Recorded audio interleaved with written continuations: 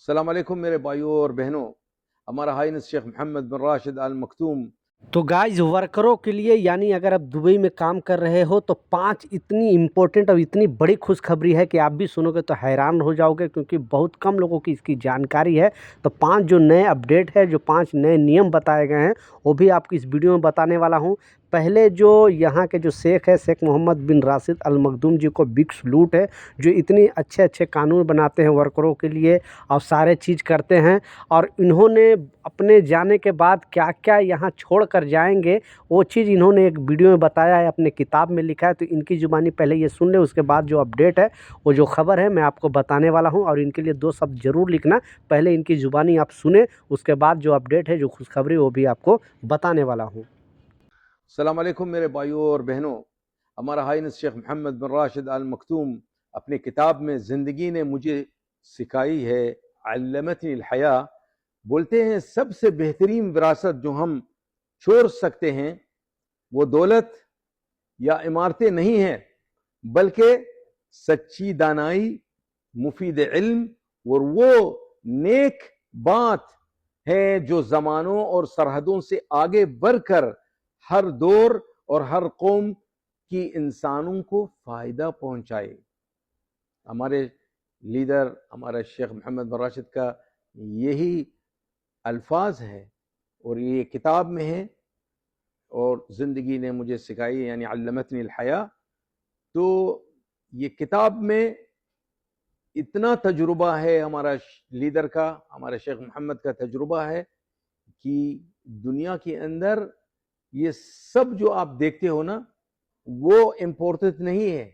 आप जो छोड़ सकते हो ना, वो इल्म है जो और दानाई है जो सरहद पार कर भी लोगों की फ़ायदे के लिए हो जाए, क्योंकि इल्म, बिना इल्म आदमी कुछ नहीं है। इल्म वही एक सुतून है जो घर का ना सुतून है। इल्म नहीं है तो घर में सुतून भी नहीं है। अस्सलाम वालेकुम।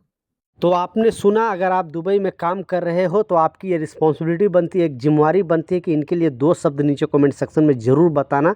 क्योंकि फिर से बिग सलूट है शेख राशिद अल मखदूम जी को, जिन्होंने इतनी बड़ी सोच के साथ, क्योंकि जितने भी सक्सेसफुल लोग होते हैं अपने जाने के बाद कुछ ना कुछ बुक लिख देते हैं ताकि दूसरे लोग उसे पढ़ सकें, उनकी ज़िंदगी के बारे में समझ सकें। दूसरा जो इम्पोर्टेंट अपडेट है, एक बहुत बड़ी खुशखबरी है। आपने टाइटल और थंबनेल में सच पढ़ा है कि अगर आप भी यूएई के अंदर काम कर रहे हो, बेसिकली यूएई के किसी भी स्टेट में काम कर रहे हो, आप अजमान में हो, रास अल खैमा, फुजेरा में, अबू धाबी में, उम्मुल कुवैन में, कहीं पर भी काम कर रहे हो, तो सारे लोगों पर ये नियम लागू होता है। गवर्नमेंट ने बताया था 2025 जनवरी तक ही सारे कंपनी को टाइमलाइन दिया था और बताया था कि जितने भी यूएई में, पहले क्या था कि अबू धाबी गवर्नमेंट जो है वो इस पर सख्त कानून बनाया था कि जो भी यहाँ पे वर्कर हैं, जो भी कामगार हैं, जो भी श्रमिक हैं, वो अगर काम करते हैं, वो बीमार पड़ जाते हैं, तो उनका इलाज कराने का सारा रिस्पॉन्सिबिलिटी, जिम्मेवारी ये कंपनी की होती है। और दूसरे स्टेट वाले जैसे अजमान है, रास अल खैमा, फुजेरा, ये सब में कानून था लागू, लेकिन इतना कड़क कानून नहीं था। बाद में सेंट्रल गवर्नमेंट यानी यूएई गवर्नमेंट ने एक नया लॉ लाया और बताया कि यूएई के अंदर जितने भी कामगार हैं, जितने भी कंपनी है, ये सारे कंपनी की रिस्पॉन्सिबिलिटी है, सारी कंपनी की जिम्मेवारी कि जनवरी 2025 से पहले उनका जो है इंश्योरेंस करा दे। इंश्योरेंस बोले तो हेल्थ इंश्योरेंस। अगर आप हॉस्पिटल में जाते हो, आप देखो, अगर आप यूएई के अंदर हो तो कोई भी हॉस्पिटल में जाओगे, अगर आपका इंश्योरेंस नहीं है, आप इलाज कराने जाओगे तो एक बार में कम से कम 150 से 200 दिरहम आपका खर्च हो जाएगा। डॉक्टर का फीस ही 17 से दिरहम है। उसके बाद आपका दवाई इतनी महंगी है, लेकिन अगर आपका इंश्योरेंस है तो मात्र 20 से 25 दिरहम, 30 दिरहम ज़्यादा से ज़्यादा लगेगा और आपको सारा दवाई, इलाज, टेस्ट सारा चीज़ हो जाएगा। तो 2025 जनवरी में जो सारे कंपनी को वार्न किया था और बताया था कि सारे जितने भी यूएई के अंदर सातों स्टेट को बताया था, छोटी से छोटी कंपनी, बड़ी से बड़ी कंपनी, सारे लोगों को हेल्थ इंश्योरेंस सबको करा कर देना ये कंपनी की जिम्मेवारी है।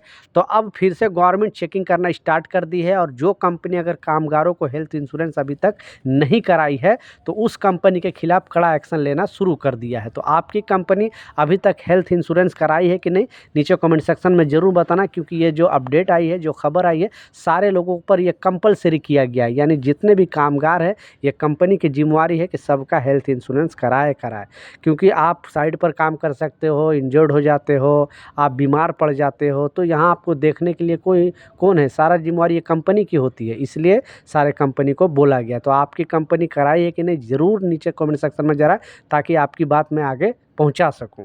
दूसरा जो इम्पोर्टेंट अपडेट है, इसी से रिलेटेड अपडेट है, और इस अपडेट में बताया जा रहा है, क्योंकि बहुत सारे कंपनी ऐसे भी करती है कि मान लिए हेल्थ इंश्योरेंस आप करा लिया है और आप हॉस्पिटल में जाते हो, डॉक्टर आपको लिख के देता है कि 2 दिन 3 दिन 1 दिन आप रेस्ट कर सकते हो, उसके बदले में जो आपकी सैलरी है वो कोई भी कंपनी नहीं काट सकती है। लेकिन ऐसे बहुत सारे कंपनी क्या करते हैं कि मेडिकल पेपर बेसिकली देने के बाद भी कंपनी आपकी जो सैलरी है वो कटिंग कर लेती है। तो बिल्कुल अब बोली है जो कंपनी को ये मुहरे कि खबरदार होने की ज़रूरत है। कोई कंपनी अगर इस तरह का हरकत करता है और कामगार अगर शिकायत दर्ज करता है कि हमें डॉक्टर ने 2 दिन का रेस्ट लिख कर दिया है, जो भी यूएई के अंदर डॉक्टर है, क्योंकि कोई भी यूएई के अंदर डॉक्टर ऐसे ही नहीं बन जाता। इंडिया, पाकिस्तान, बांग्लादेश, नेपाल नहीं है कि कोई भी थोड़ा सा झोला छाप डॉक्टर बन जाता है। यहाँ पे बहुत सारे प्रोसीजर से गुजरना पड़ता है, तभी यहाँ पे डॉक्टरी करने का परमिशन दिया जाता है।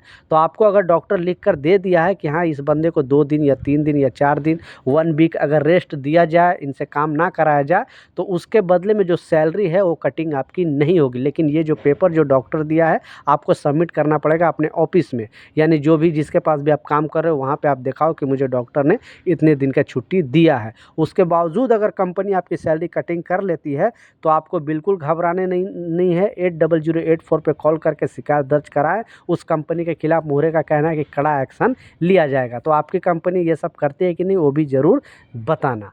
लास्ट जो सबसे इम्पोर्टेंट अपडेट है, बहुत बड़ी खबर सामने आ रही है, और इस खबर में बताया जा रहा है, बहुत सारे लोगों को इसकी जानकारी नहीं है कि अगर आप यहाँ पे यूएई के अंदर काम कर रहे हो तो 2 साल में आप काम करते हो, और यानी 20 से आप निकलना चाहते हो, कोई 6 महीने बाद से 7 महीना 8 महीना 1 साल 1.5 साल में आप कंपनी छोड़ना चाहते हो, तो उसके लिए पहला जो रूल है कि आपको नोटिस पीरियड देना पड़ेगा। यानी 1 महीने पहले कंपनी को बताना पड़ेगा कि मैं आपके कंपनी से जॉब छोड़ना चाहता हूँ, ताकि दूसरे बंदे को आपके बदले में हायर करे। लेकिन इस अपडेट में बताया जा रहा है कि जो 1 महीने का जो छुट्टी है उसमें 4 फ्राइडे या 4 संडे तो छुट्टी ऐसे आपको मिलती है, ये आपको गवर्नमेंट की तरफ से है, इसका पैसे भी आपको मिलती है। लेकिन इसके अलावा 4 छुट्टी यानी वीक में 1 एक्स्ट्रा छुट्टी आप कर सकते हो इंटरव्यू के नाम पे, यानी जो नोटिस पीरियड में, ऐसे नहीं, नोटिस पीरियड में, जो नोटिस पीरियड में 1 महीने का आप दिए हो, तो टोटल मतलब 8 छुट्टी आप ऐसे कर सकते हो। 4 छुट्टी गवर्नमेंट जो देती है और 4 छुट्टी अपने मर्जी से कर सकते हो इंटरव्यू के नाम पे कि हम दूसरी कंपनी में जाकर इंटरव्यू दे रहे हैं। उसके लिए कोई भी गवर्नमेंट एक्शन नहीं लेगा। लेकिन वो जो छुट्टी करोगे वो पेड लीव नहीं रहेगा, उसके पैसे आपको कंपनी नहीं देगी। आप बोलोगे कि नहीं इसके बदले हमें कंपनी पैसे दे, तो नहीं देगी, लेकिन कंपनी कोई एक्शन नहीं लेगी। तो इस वीडियो को प्लीज़ शेयर कर देना ताकि लोगों तक भी इस तरह का जानकारी मिले और वो भी सतर्क रहें।